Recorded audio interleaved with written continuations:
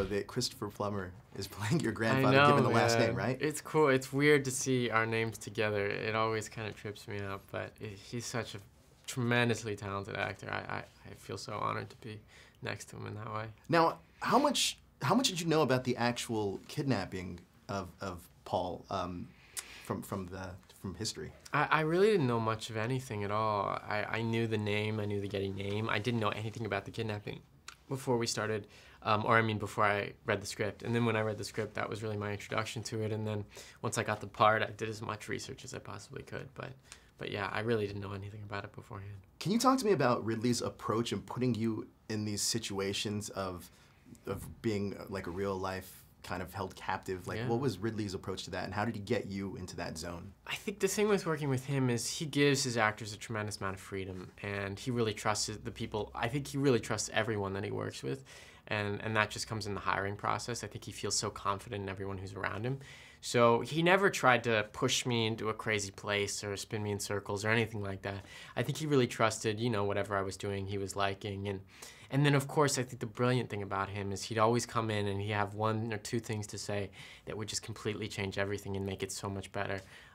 But that just makes him who he is. Now, Ridley describes John Paul Getty, your grandfather in the film, as having the balls of a mountain goat, I believe. How would you describe John Paul Getty? Oh, man, that's really funny. I can't follow that one. I don't know. I think John Paul Getty, to me, is a real mystery, and I think that's what makes the film so wonderful to watch. Is you're seeing this guy, and I found myself desperately trying to understand him, and everything he said was just like a clue as to, you know, who this person is. Sure. But I think Christopher does such a brilliant job at conveying that, and that's my favorite kind of performance, at least, when I'm always trying to figure it out, and I think I figured it out, and then I'm like, oh, I'm nowhere even close.